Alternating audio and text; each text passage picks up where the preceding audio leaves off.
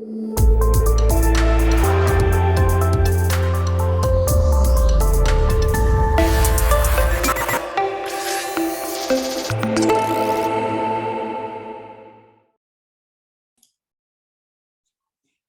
everyone. My name is Dumitru Erhan. I'm a researcher and tech lead over a smaller team here in San Francisco, in California, at Google Brain, which is a research organization part of Google, which I hopefully many, if not all of you, should know about.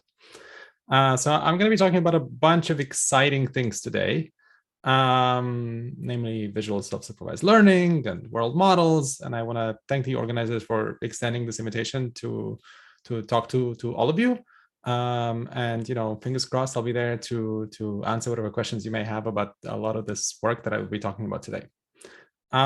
Before I sort of dive into all these subjects, I wanted to acknowledge and talk for a minute about the situation and the war in Ukraine. Honestly, it's been weighing pretty heavily on me. I'm from Moldova, which probably many of you know is a neighbor of Ukraine. I haven't lived in Moldova for many years, so but my parents do live there. I have a lot of friends, I have a lot of family. The country has a lot of Ukrainian refugees. It's perennially on the list of countries that may be invaded next. It's not a member of NATO or the EU. So of course, this is all very worrisome and terrifying. Not as worrisome and terrifying as what the Ukrainians certainly feel these days. But it's very. It certainly makes my days filled with anxiety, and I just wanted to share that. And I also wanted to say that I'm heartened and sort of. I'm heartened to see and to hear all the outpouring of generosity from a bunch of countries in Europe towards Ukrainian refugees. I'm happy to hear and to see all these images of Ukrainian refugees being welcomed in lots of countries, but especially Poland, actually. So there's hundreds of thousands, millions of people that have crossed the border, and it's as much as this is a tragic situation, I'm happy that this is. That there's so many generous people around Ukraine that are welcoming all these folks. So I hope that by this time, this talk is actually viewed by all of you. There will be a ceasefire, that violence will end. I'm honestly not very optimistic, but I certainly hope so. So yeah, no one can, of course, predict the future, but we'll see. But speaking of predicting the future, a lot of what we're going to be talking about today is going to be about this. So I'm presenting a lot of work spanning kind of a number of different years. Just wanted to give you a sort of a historical overview as well of what we've been talking about in our team and what we've been publishing and things that we're working on currently. This is on behalf of many colleagues. Some of them are ex-colleagues. They have left. Some of them are still with us. Yeah, let's dive right in. So yeah.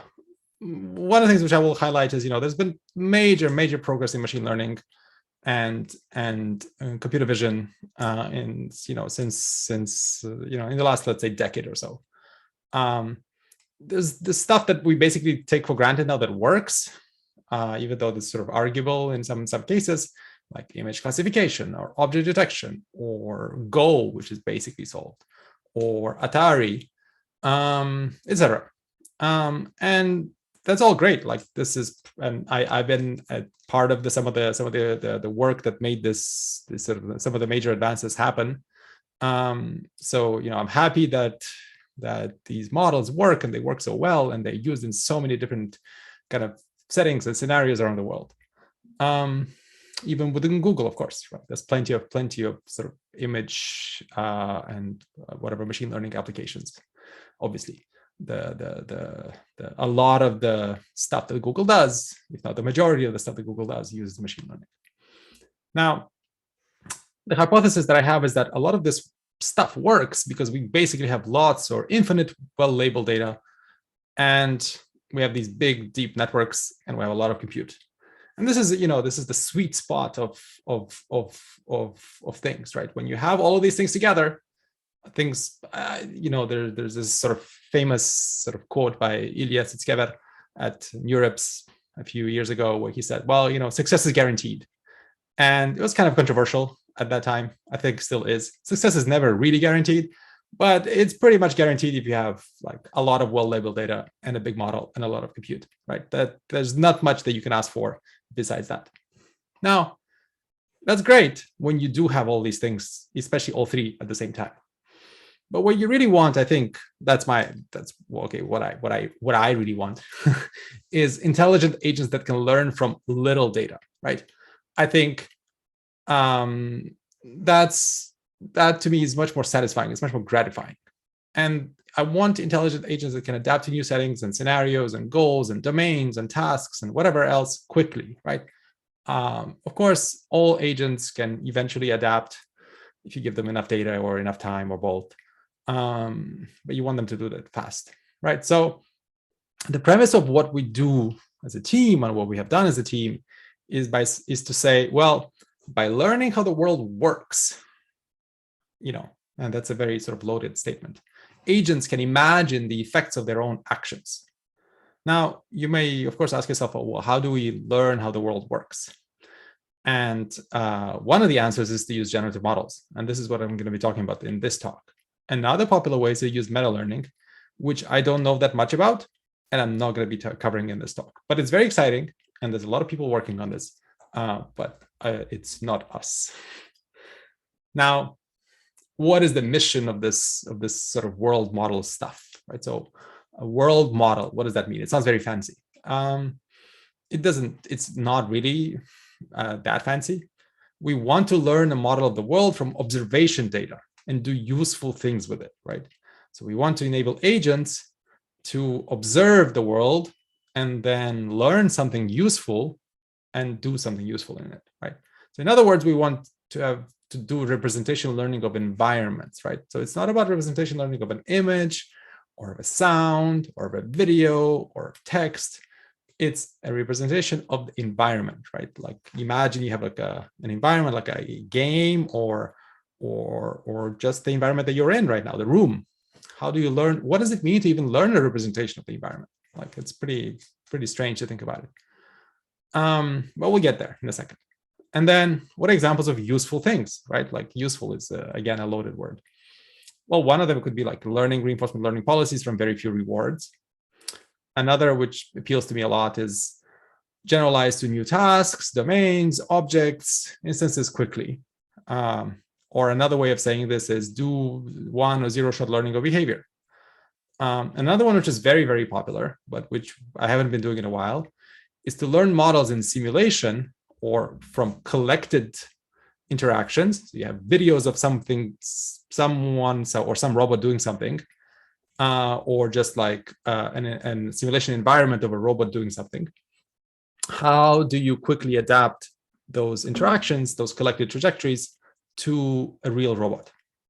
And finally, I think an undervalued thing that you get from a world model is the ability to debug agents. You can introspect what the agent is basically thinking about, right? Or what would the agent do, or would the agent predict the action should be in a different case, right? So that's pretty cool. All right. Now, the premise and this hypothesis of world models applied to kind of reinforcement learning is not new at all, right? This is like easily one of the oldest ideas in machine learning. And it's like there's an image from Jürgen Schmidt-Huber like on there from 1990 about this, right? So, but it's older than that. Now, there's a variety of like classical sort of control algorithms for robotics that are in fact model based, right? They do exactly what as I was saying. You build model of what the agent is, what a model of what the agent would do or what the agent would predict given a state. But they operate on ground truth states, which we cannot observe in practice. If you have a very contrived environment where you can absolutely know for sure what the ground truth states of your robot are, then yeah, I think it's pretty obvious that you should be doing a model kind of model-based control kind of loop in there. Now, in a world model, we don't make this assumption, right? So we just make this assumption that you cannot observe what the ground truth states are, which I think is very fair. Like in reality, you have an agent situated in the world, you can never know like what the complete set of all the relevant things that for your task are, where they are, and the, you know, like the pose and orientation and the label with the ground truth label. That's so unrealistic of an assumption that like you can never possibly make that. So if you were trying to like build the self-driving car, and you're like, okay, I'm gonna make it go from point A to point B, and now you make the assumption that you know at every single time step where every single pedestrian is, where they're going, where they're coming from, where every single car is, what their intent is, et cetera, like of course you've solved 99% of the problem. The rest of it is just very easy, right? It's just a navigation problem, right? So you know, basically my thinking is, and it's not a, you know, it's not a completely out there thinking, is that we cannot make this assumption that we just know where things are. So in this framework, the agent observes the world via pixels, interacts with the world via actions or torques, observes the consequences of its actions, and optionally receives a reward. And the premise is that we can learn a lot about the world by predicting the future, right? By building a representation of the world from predicting images or features or rewards. How do we do it? And we focused a lot of our efforts on using generative and predictive models. So it's kind of literally, we're going to try to predict the future directly, like video prediction. Like you have these couple of these frames that are given to you of a robot arm pushing some objects.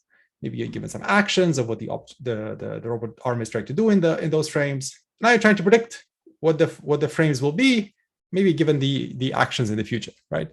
And you know, that's pretty complicated. There's a lot of challenges in doing this, right? The future can be anything, right? Even if you condition it on the action, there's a lot of possible things in there, right? Classical example, I think, from Yann LeCun is you have this pen, you know, it's resting on your palm, and you know the action is you're gonna remove the finger, right? And you know it can fall anywhere, right? Even if you're in full control of the movement of the action in this case, it's still pretty hard to predict where the pen will fall. Of course, this is a bit contrived. It's sort of a bit of a more chaotic than this robot arm, but you get my point, right? There's a lot of non-deterministic. There's a lot of non-determinism implicit in this situation.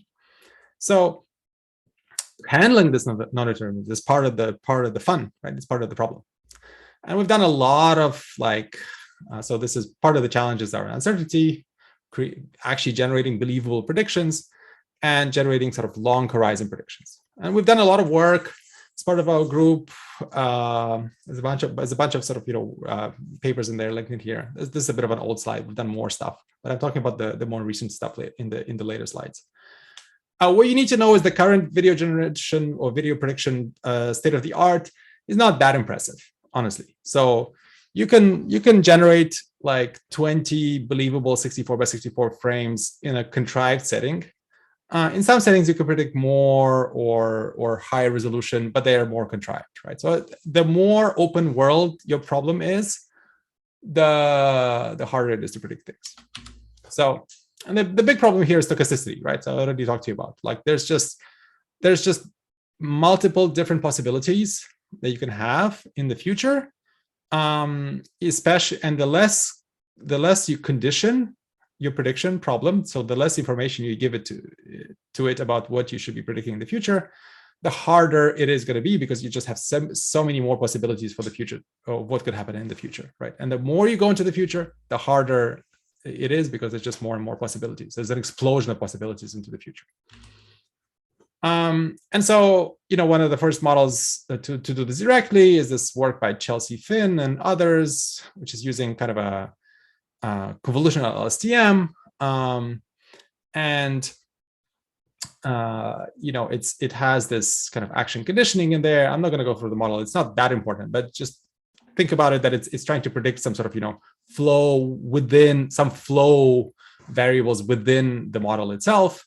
And it does a reasonable job, except the problem is that it makes mostly deterministic predictions, right? It just doesn't actually give you like stochastic samples of the future. It just gives you some blurry stuff.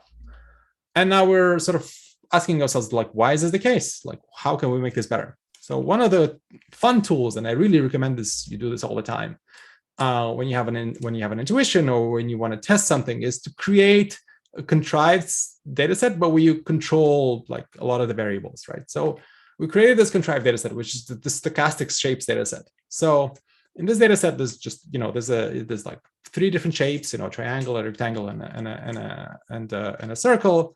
They have a few different colors, and they start in the middle of the frame and they move in like 8 possible different directions, right? And so that's all. That's the data set, right? So, and as a model is given the first frame, right? And it's trying to predict the future, right? So you're training on a bunch of these samples, a bunch of shapes moving in different directions.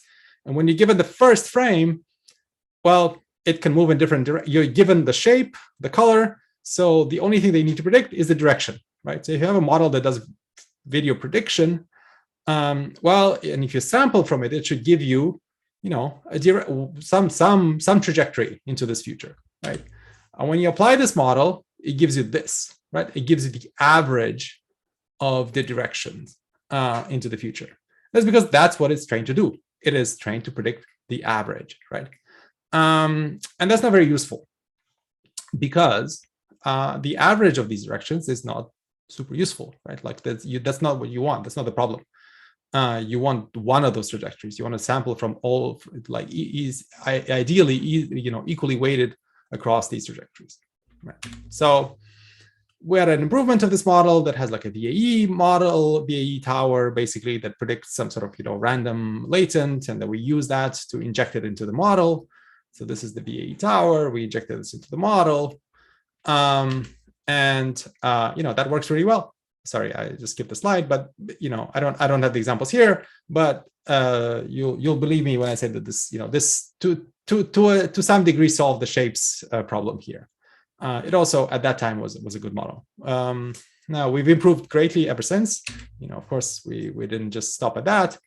That model, what it suffered from is that the video quality wasn't that good, right?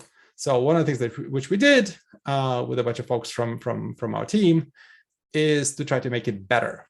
And this is sort of a somewhat shamefully, I think, Google work, is that we just made it bigger. We just increase. We took an existing model, we increased the capacity, made it a bit simpler, and we just made it bigger. It worked really well. We made it so big, that we had actually trouble training it. It's not a lot of parameters, 750 million parameters, but due to the structure of it, it's actually pretty hard to train on a large scale. So because it's an LSTM. So, but it was like 20 times bigger than the previous model. You can take a look at these pictures, while I'm talking. But and this is a few data sets. One of them is a human walking around, which you will see in a couple of different slides after that. This is a robot picking some sort of towel, and this is kind of a very difficult data set of sort of a basically self-driving front-facing car. And we were one of the first papers to generate bigger resolution videos, 128 by 128, and they looked actually pretty reasonable. So, you'll basically see that there's pretty big improvement basically between the smallest, which is the baseline, and the biggest, which is what we did. So in this work. And especially on the towel, it generates much more interesting kind of predictions. Frankly, also on the driving set, but the driving is very difficult because it's way more open-ended, way more difficult than the other one. So, all right, move on to the next one. So we've tried a bunch of other things. We've tried video flow. So we had like this period where we just like tried all sorts of fun techniques for video. And this is the Glow architecture, which you may have heard about. It's from OpenAI, and it's this architecture that's based on normalizing flows, which are very cool methods because you can train them by they have tractable likelihood, so you can do parallel generation and exact inference. So they have a lot of interesting qualities, and you can literally sort of optimize likelihood, which is not something that you can do with the other methods that we talked about. So. And you get like fun, diverse rollouts. You can do all sorts of interpolations in the latent space, because the latent space is something that you can do interpolations in. Here's some fun. So you can get like you can take the first frame, you can take the last frame, you can get the latent space kind of for each of them, the latent variables, and you can sort of linearly interpolate between them. And you can see that it's pretty reasonable. So that, you know, at least on the ARM side. So this is very cool. I quite like this work. So I'd say the drawback of that model is that it's pretty slow, generally speaking. So even if it's tractable, it doesn't mean that it's fast. So the latest and greatest, I would say, from our team, even though it's kind of a funny model, right? It's not something that I would necessarily encourage you to use in practice, even though it works really well. So it's kind of it's an interesting dichotomy here. So this is Fitvid, and you know, one of the things which we set ourselves to do is to try to make a model that actually overfits on the largest data sets that we have. You may think to yourself, like, why would you want to have a model that overfits? Well, you don't want a model that underfits the training data. Generally, that's not a good sign, right? That just generally tells you that the model class is misspecified, right? If you're not able to with your model class to get to a very low training error or whatever your objective is, it's not something that I would kind of recommend using, generally speaking. So even though it may work well, you still want to be able to fit the data, right? That just makes sense to me. So anyways, how would you do it then? So again, very Google approach. We just try to make things bigger, but in a sensible way, right? So I think one of the things which we did is we used the very latest and greatest kind of, you know, image encoders, NVAE, well, latest and greatest at that time, and we just tried to get rid of a lot of tips and tricks that people did back in the time. So we made actually things much simpler, and this model is extremely simple. It's a kind of think of it as a kind of a fancy convolutional LSTM. But they're just very big, and it works very well. It overfits for sure, right? So it has 300 million parameters, or it can make it 600 million parameters. But the parameter count is not the whole deal here. So it's the fact that it's able to use those parameters very, very efficiently, right? So on the humans data set, it overfits very quickly. You can see there's the training curve in orange, and this is the test. Same on Kitty, the driving data set. RoboNet is very big. This is with 300, and this is with 600. Million parameters. So it does really well at the task that we wanted it to do well. Now, is that good? It's not super obvious that just by having overfitting is a good thing. Obviously not, right? So you know, if you want the the eval metrics to also go down, right? Just because you have a model that does really well on the training set doesn't mean that it's very usable for anything else.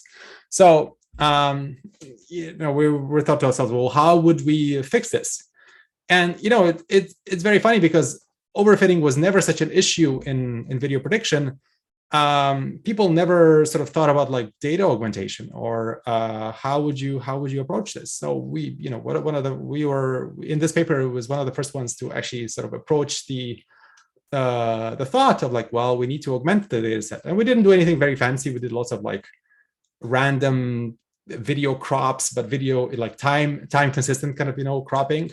And you can see this very clearly. So the blue line is without any augmentation. Now we added a bunch of augmentations, and ultimately sort of, you know, doing this rand augment, which is just like image-based augmentation plus rand crop, which is this kind of, you know, think of it as a time cube kind of cropping, works really well, and it sort of prevents actual sort of you know, bad overfitting, right?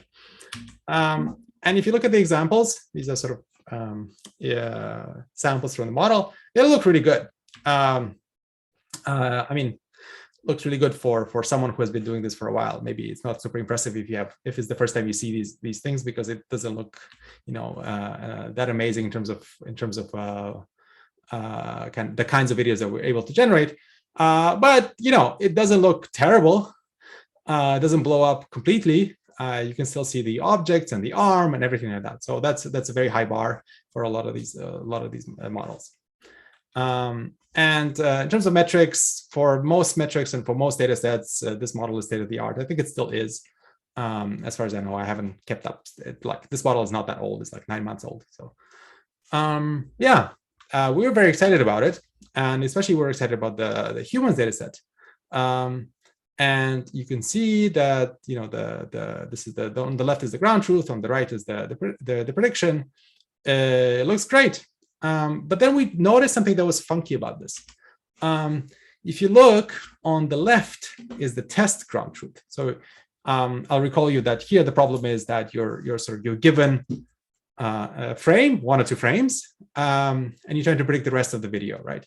The middle is the predicted video, and the right is the closest training video to the prediction, right? Same here.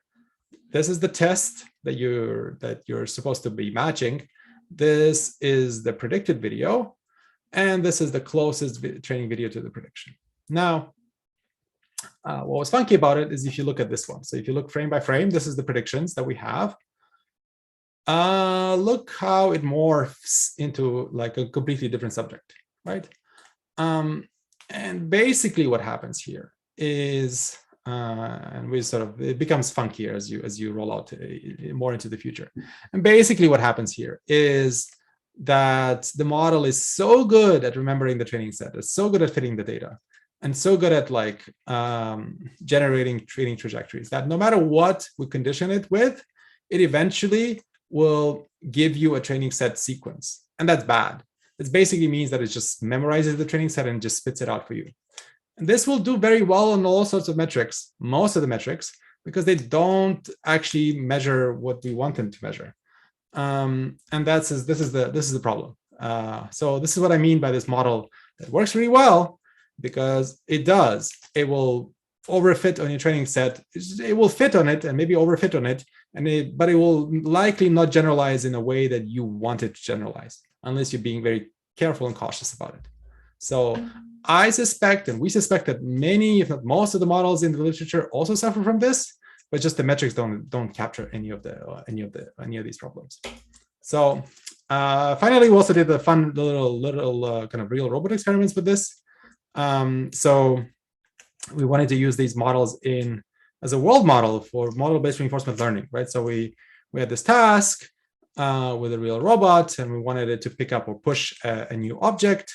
So we trained this video prediction model, and we put it in a reinforcement learning loop.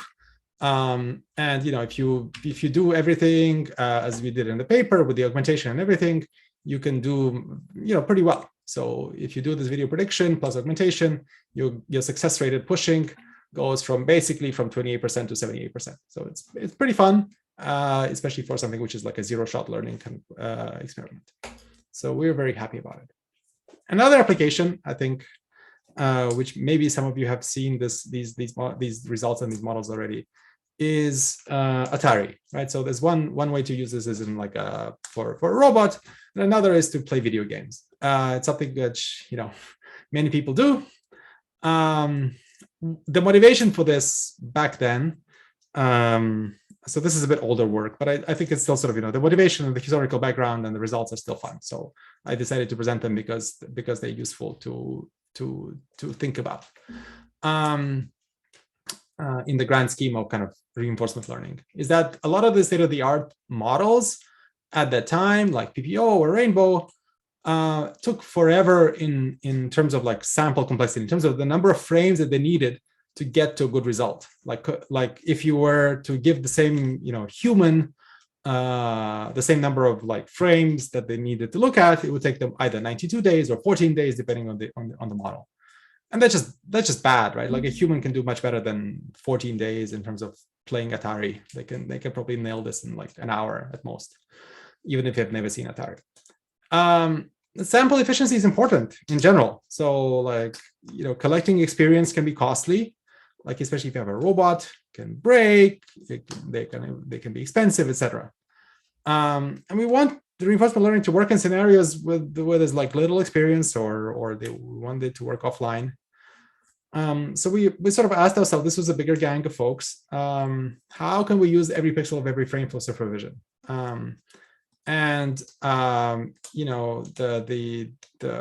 We decided to use action conditional video prediction as a world model in this case. So we're going to basically try to literally sort of say, okay, we're given this past experience of this Atari game. What is the next frame going to look like? And we're going to try to have a model that can use these predictions to play a better game. This became a paper called Model-Based Reinforcement Learning for Atari.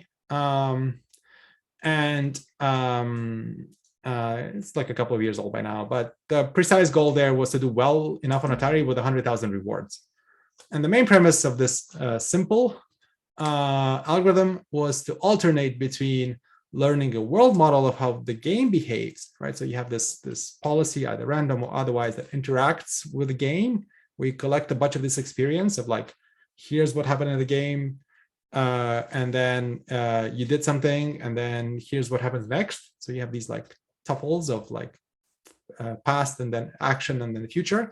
And then using that model to optimize a policy with model-free RL within the simulated game environment, right? So you build basically a simulation of this game in your model, and you try to optimize kind of to learn a policy that does well in this game.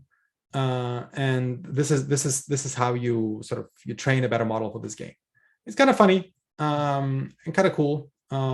Of course, it's actually doing well on Atari is not that useful. Just more of it's just a vehicle to better understand the science behind it, right?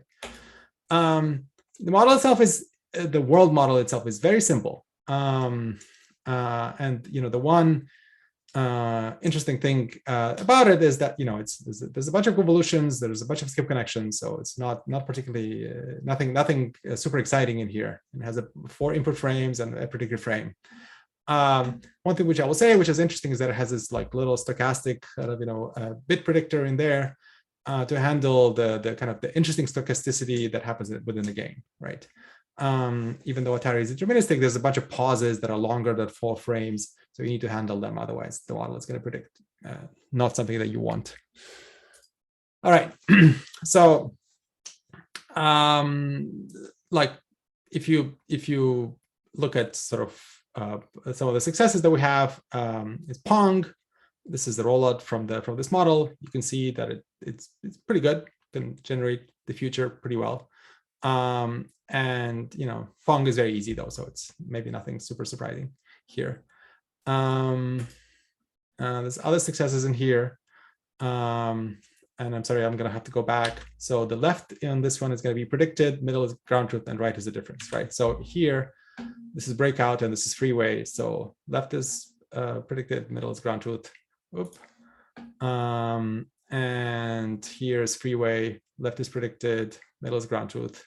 And I wish I had these on the loop, but maybe, oh, there you go. I'll put them here. That's how I fix the slides, real time. So again, left is predicted, middle is ground truth, and here on the right is the difference. So, this is very cool that it works so well. But there is stuff that can go wrong, right? So there's this loop. Yeah, let's loop it. Here, you can see, if you look closely, that there is a missing bullet, right? And in battle zone, that is very important. It's a bit like losing the ball in Pong. It's going to make it very difficult to do anything useful with this model of the world, right? And there's a bunch of hypotheses as to why this happens, but it's an interesting observation nonetheless, right? And this is too complicated to explain as a table, but basically, this kind of model does better faster than competing models, right? That's the gist of it on the majority of the games, right? So it can learn a good policy quickly, which is what we wanted it to do. Now, it's not a perfect model by any means. If you keep it giving it more data, it doesn't work as well as the other models where if you keep on giving them more data, it works better, right? And that's an important property of RL or machine learning models. You want that to happen, right? But that's generally the case for a lot of model-based reinforcement learning methods. Why is it that they don't take advantage as well of more data than model-free methods? An ambitious goal, which we have sort of left aside for now, is to apply this approach to other domains than Atari. Maybe we should be predicting other things than pixels, and just figuring out how to predict the important stuff. We've done a lot of work actually on predicting the important stuff. It's not as easy to do as you may think, because it's not clear what is important without actually knowing what the task is, right? And then, these models can just predict just weird stuff, right? Like this ghost of the Pong. And then in boxing, it suddenly just predicts a third opponent eventually. Not very fair fight here. But yeah, so these models are certainly not perfect, and they can generate stuff that definitely does not exist in the training set, but not in a good way. All right. Get some water, and then, all right. Now, we quite like this sort of idea of like, having models and environments and training world models and things like this. And generally, what was frustrating about the Atari kind of project was that it was pretty hard for a researcher that typically has a new idea for a model or an environment or some sort of planning method to just incorporate it into it. So one of the projects which I was leading was this project on, basically like building the infrastructure. Where someone can just come in and plug and play their model. Like, oh, I have a video prediction model, but I don't know how to do model-based RL. Well, you can put it into this piece of the puzzle that we have. Enable this use case of bringing your own piece of the puzzle. It's just as long as your thing conforms to this lightweight platform agnostic API. And the goal here was to have like a simple interface that enables a researcher to use it within a day-ish or so. We have a few high-level methods that you need to sort of implement. And, it implements the above training loop, which is pretty cool. And of course, we wrote a paper also using this, and the code base, which there's a link to it at the end of the talk, so you can definitely explore it. And there's a link to the paper itself here. The code base allows for comparisons of a lot of methods that we were talking about on equal footing, right? We asked ourselves a lot of kind of questions that people seem to not ask themselves that much. Like, is predicting images in these world models actually useful? Like, do you actually gain something out of it? How important is it to like predict the reward or predict it accurately? Do you need to model the dynamics of what's happening in latent space or observation space? So all these cross combinations and defining all these models of latent space transition, latent space reward, latent space of transition, observation based reward, et cetera, et cetera. All of these are super useful. So, or super interesting to understand what data, what evidence we have for these. Now, sort of the highlight of the results is that the more pixels you predict, the better the agent becomes, which is a fun sort of result. So it's kind of we sort of artificially hampered the prediction problem and then made it more and more visible, and then it's pretty clear that the more you get, the better your performance becomes. There's a strong correlation between prediction accuracy and task performance, image prediction accuracy and task performance. So if you look at this here, and not so strong correlation between reward prediction and performance ultimately on the task, right? And you can see this, that if you have a model that just like is very bad, it's very easy to predict its reward, right? It's just going to be 0 or whatever, minus infinity, however you want to call it.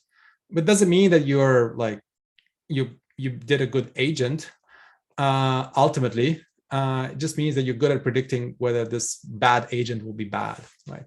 So reward prediction is not the end all be all ultimately. So I'm gonna end. Looks like I'm gonna end a bit early because I talked way too fast. But maybe I'll slow down for the summary slides. So despite amazing progress and hype, I hope I convinced you that computer vision is not really solved, right? In the sense that we still have a lot to do when it comes to like just building more intelligent agents. And anything that deviates from basic classification template is pretty hard. And I argue that we should be building predictive agents that can learn from self-supervised interactions with the world. This is sort of all this world model stuff that I was talking about. Building unsupervised representations of the world is very much an open problem, right? And no one really knows how to do this. There's so many interesting open questions, and it's pretty exciting to be part of this kind of the research world that is studying these problems. Okay, how do we deal with uncertainty? How do we deal with efficient planning under uncertainty? How do we predict like long-time horizons, things like this? So current projects that we have attempt to understand the role of learning, a model for generalization, domain adaptation, zero or one-shot learning, short versus long horizon. We're not ultimately only caring about end performance of these models. We want to care about a host of different other kind of, dimensions, axes of evaluation. Now, truly what we're really working on right now is this sort of interesting finding from Fitvid, where I was talking about how this model has this great capacity, is the best, but also not something that you actually want to use. This work just shows how easily a model can cheat, in quotes, at all of our metrics, right? It's not actually cheating because it's optimizing the metrics that we told it to optimize, right?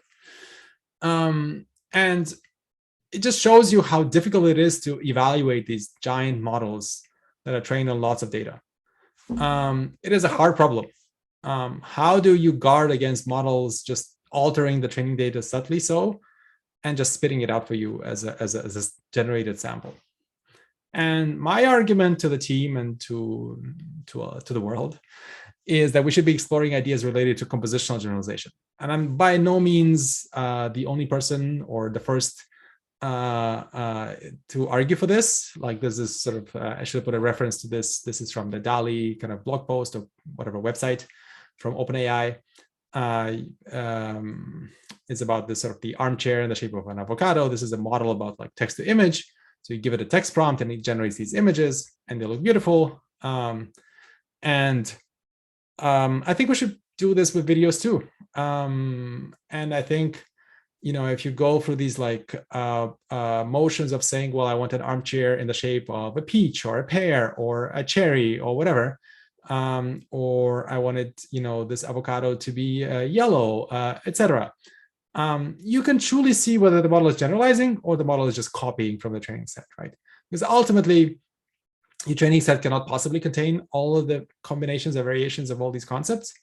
And I argue that if you want a generative model that actually is useful, you want it to generalize in a way that is actually useful, right? You want it to be able to generate things that do not exist in the training set. Otherwise, what's the point, right? I mean, you can argue that the point is to learn a better representation of the training set. That's fine, but then it's probably not going to be useful as a generative model, right? So if you wanted to use the generative model as a tool for creating something new, then I think generative models that do compositional generalization are the future. So a big part of my team's focus is to how to benchmark this whole idea of compositional generalization, how to create models that can make progress towards it, how to talk to the world that they should do the same. All right, so pointer there to the World Models Library. There's a blog post.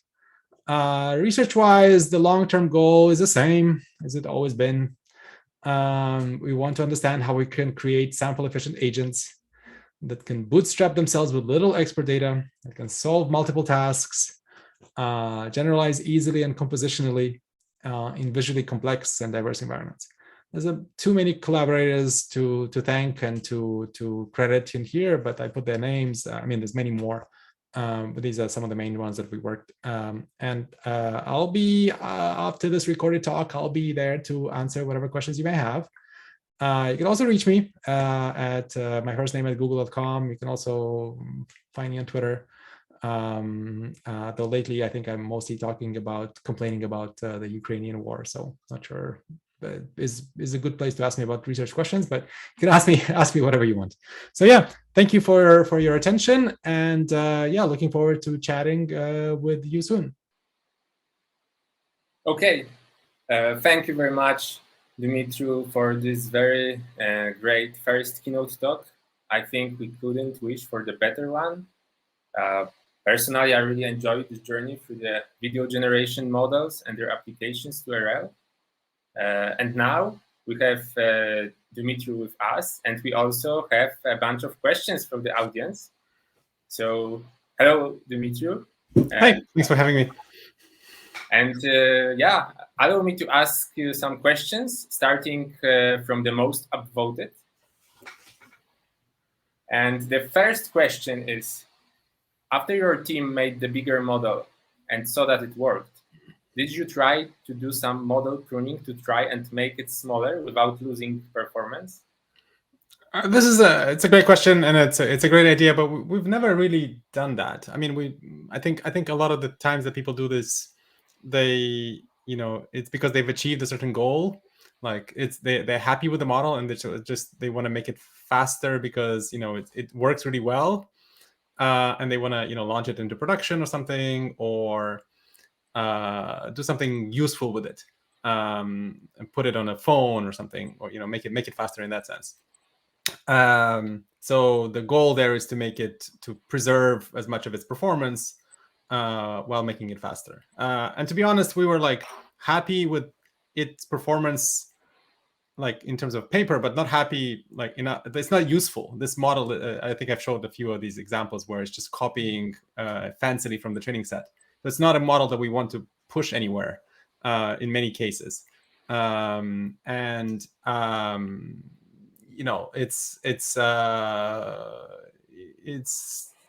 is where we never really bothered making it smaller, basically.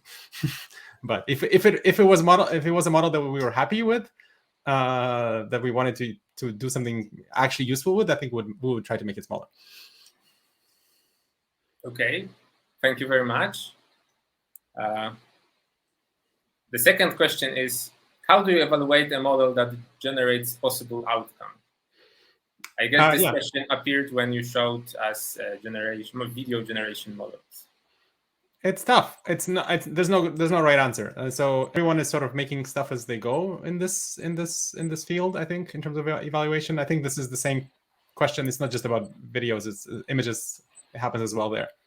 And there's all sorts of like metrics, like does it how does it look like an image? Does it look like an image from the training set, more or less? Or does it look like a video from the training set? Does the global statistics of the samples that you generated, do they kind of look like the global statistics from the training set?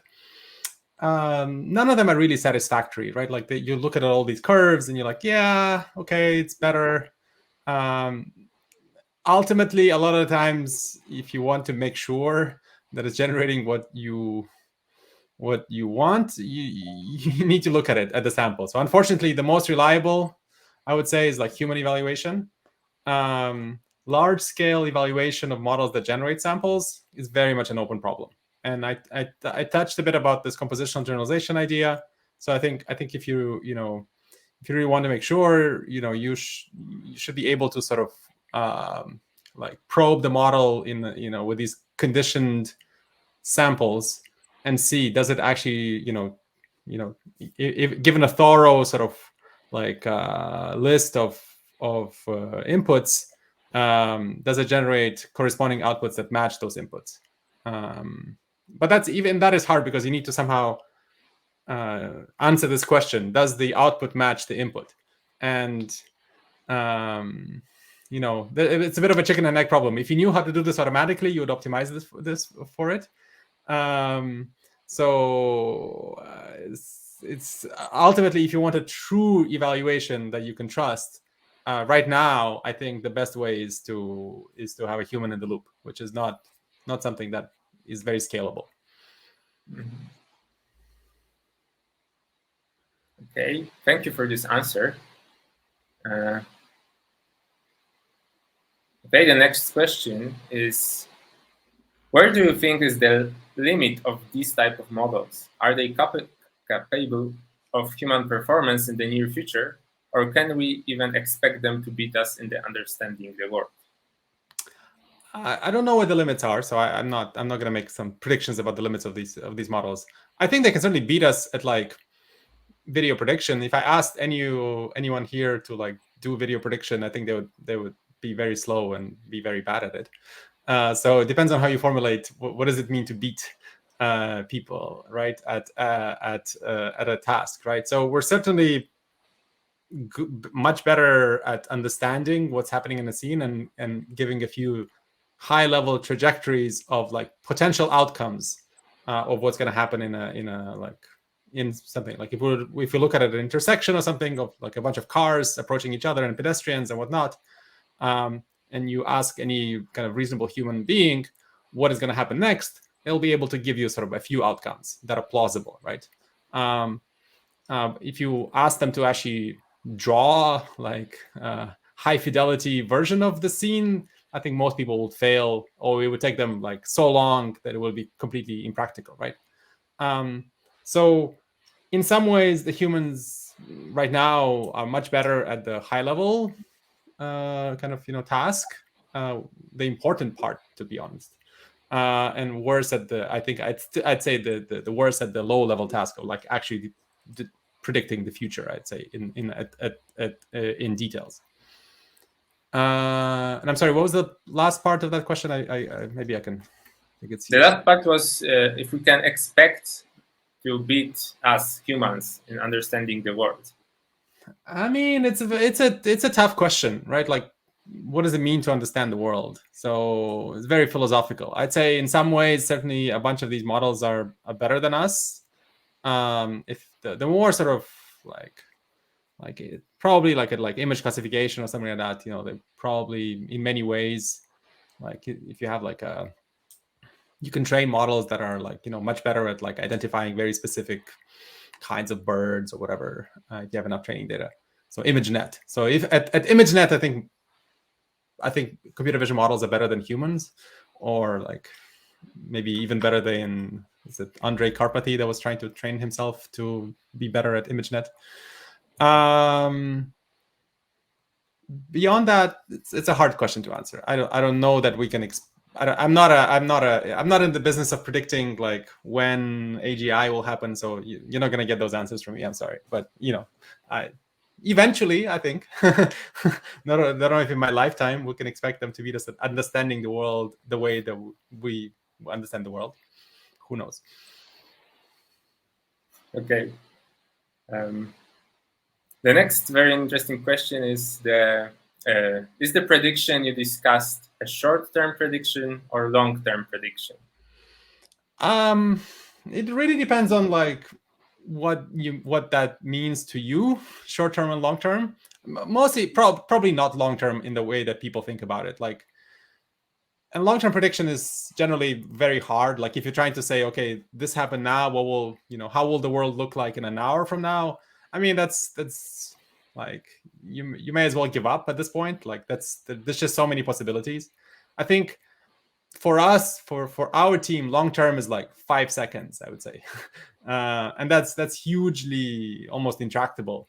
I think if you're thinking in terms of like the number of frames per second, like typical video, let's say 20, 24, 25 frames per second, 5 seconds, that's a lot of frames. Like most models, if you give them a realistic video, kind of open world video, and you're trying to predict that many frames into the future, they will fail very miserably.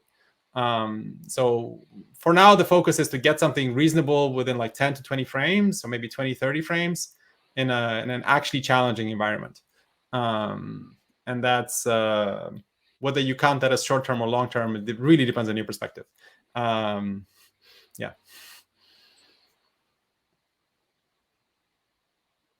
Mm-hmm. Thank you. Okay. Oh, we still have a few. Okay. Okay. So the next question is, first of all, thanks for the great talk. You mentioned few architectures commonly used in such problems. If you didn't miss something, you didn't said anything. If I didn't miss something, you didn't said anything about transformers. Are transformers used in this area? Oh, they definitely are. So it's part of the business of being a researcher is that you mostly tend to be biased towards your own work when you present something. And so our current work is definitely focused on transformers. So there's definitely sort of, and it's not just our current work. We just haven't published it yet. But there are definitely people doing transformers. There's no question about it. It's a good idea to do transformers. So I'm not arguing otherwise. There's a lot of challenges in scaling them, making them fast enough, and all sorts of like kind of approximations to kind of, to making attention faster, and there's a whole dark art of like making things fast enough to train kind of video prediction models on with transformers. It's very much an ongoing kind of area of research. So certainly there's a bunch of work I think from people at OpenAI and DeepMind. There's a lot of them. So it's most, I'd say it's kind of last few months, last 6 to 12 months. That's very recent, because you need resources. You need it to make anything progress. It doesn't just work on a couple of CPUs, I'd say. All right. Thank you very much. Okay, so the time is almost up. So can we ask the last question? Sure. Okay, so the last question is, could you elaborate more on the topic of metrics? Do you have any ideas or predictions of what metrics could be used so that the model doesn't cheat by optimizing the wrong metrics? It's a good question. I don't know how you would prevent it from cheating, right? So I think ultimately a lot of the stuff that we do is like we train with some likelihood model. So we're trying to increase the likelihood of the training data under the model that we're training, right? It's a very standard sort of machine learning thing. It's very difficult to avoid this. And the problem formulation in machine learning is typically you have a class, you have a model, you're trying to fit its parameters such that it fits the training data. I think the first part is going to be convincing a lot of the people that do kind of generative models of images and videos to take a deeper look at sort of whether their model is just copying the training data. So most papers don't do that. They just report some metrics that are like, some random PSNR or whatever, inception score like things, or FVD. There's a bunch of different metrics. But so we're working on like actually figuring out ways to say, okay, the model produced this sample. Let's find the nearest samples in the training set compared to this sample and look at them. Do they look identical? And that will tell you a lot as to what the model is doing or what it's not doing. I think the compositional generalization part is going to be useful. Like this is mostly applicable to kind of generative models that are conditional in nature, so where you have a conditioning aspect to it. Whether we can incorporate some of these like metrics or as like some sort of regularization terms when we optimize these models, that's a different kind of challenge. I don't know how we're going to be able to do that, but I think we should at least investigate the magnitude of the problem that we have right now with these models, whether they do what we think that they're doing, and then try to figure out how can we solve these issues in a principled way.